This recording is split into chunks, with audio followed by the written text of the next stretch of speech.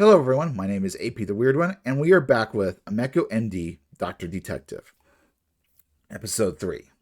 Our episode begins where we left off at the end of Episode 2.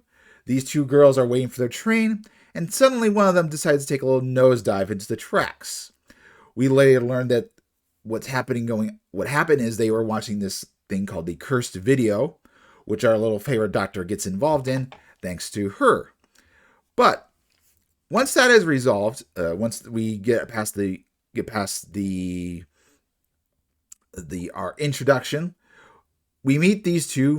We see Mai and Dr. Katori talking in the dining area, and she basically asks him, "Are you and Dr. Meko dating?" Which he responds, "No, she's not my thing. She's bit of a big pain in the butt," which we will learn, which we'll get a little bit more information later when we get to the big mystery. So after that, she tells her about the cursed video and is like, "Should I get her involved?" I'm like, no, don't get her involved. "Well, I already did because I told her older sister." I'm like, and of course she comes on the scene, and one of a very cool aspect that happened in episode 1 is when these characters, when she makes her arrival or about to come on, there's rock music playing, so like some electric guitar, some nice drums. It's kind of a nice build up.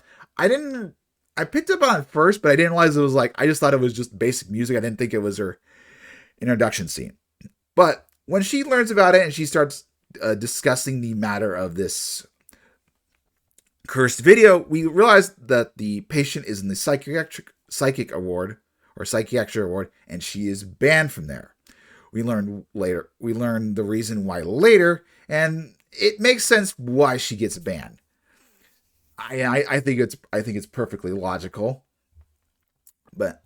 And so while they're discussing the patient, we meet a woman named Junko Sumeda, which we learn is actually Dr. Meko's sensei, or someone who trained her at the hospital. Was there for she was a resident doctor. So while she was doing residency, she was under her supervision. So they kind of bicker with each other, but the big chunk of the episode deals around the video, and the diagnosis is eventually figured out when it involves twins, and when the second twin suffers the exact same feelings or just same symptoms, that's when Ameku realized, oh, this is what it is. And for anybody who's watching, they probably could have figured out very easily.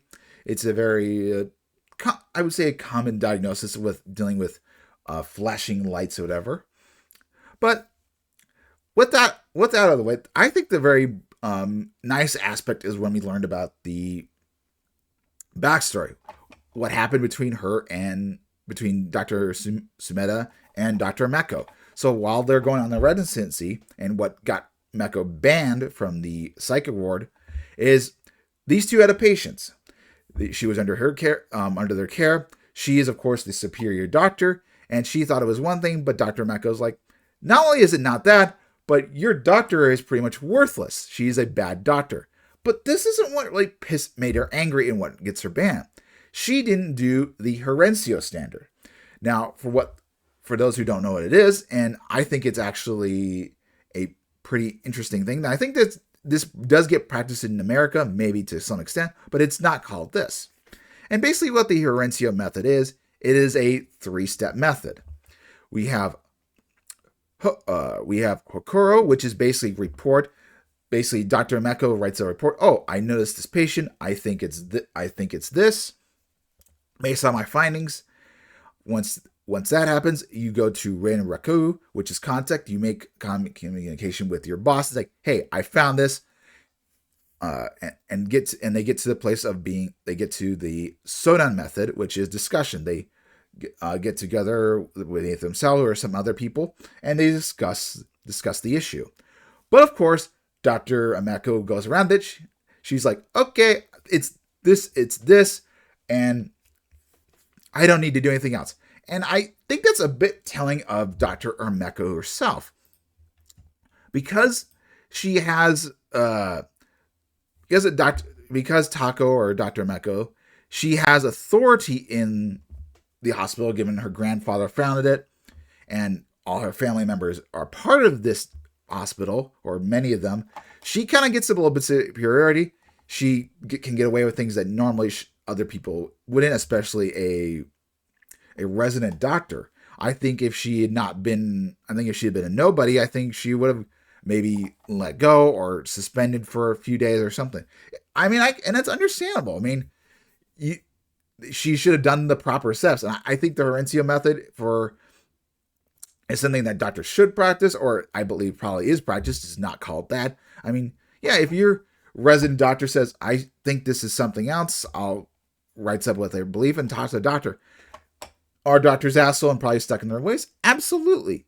But I think she should have done this first and foremost. And if if Sumeda didn't agree with it, I think she could have gone around it because of her family connections. But still, at least in another normal case, she would talk to another doctor and it's like, hey, I think this based off my own experiences. So we see a little bit interesting, and I think we can see how Ameku rubs people the wrong way us in the hospital. I think we're going to see more of that conflict or conflicts with it. But after that, after the diagnosis and that happens, we get a little scene between her older sister and Kotori. It's like, hey, I'm sorry I got her involved. It's like, and Kotori says like, no, it's no problem. She did a great thing. She helped out. It could have, had this gone worse, it could have been a different diagnosis, like different thing. And that may have never been solved the right way. Like it could have been a misdiagnosis. It could have led to worse things in the future. So it's a good thing that she stepped in, and he doesn't mind being her student or being under working for her, because while she is a pain in the butt, she is very smart. There is a caring of being a patient, and he does learn from her. So while he may not like her romantically, he does respect her in that regards. And I kind of like the dynamic. Yeah, it's very simple, but I think we can build off, like, yes, he respects her right now, but maybe we'll see something in the future, given that we've seen a wedding ring in the intro song. But with that, I want to end it there. I'm liking this series. A lot of people are comparing this to House. I didn't watch that, but I can see the comparisons. I have know the series, and I do like Our Little Doctor. I think it's a little fun. Of course, you got the feet, which is something I'm into, and it's a fun series. It's nice and kind of nice and short. If it's a 2-parter or a full part, I don't know. I dig it. And you got some good music and excellent visuals, especially when she goes into her figuring out mode. That's a really cool moment. But with that, I'm going to end it here. Hopefully you guys enjoy. I hope that the series does become, I wouldn't mind pick up the novels or manga in the future. I think it's worth picking up. I'd like to see the other little details in the artwork for the series. I think it'd be a nice addition. Hopefully you guys have a wonderful day. If you haven't checked out this series, please do. And with that, like, comment, subscribe, and support if you can. Have a good day.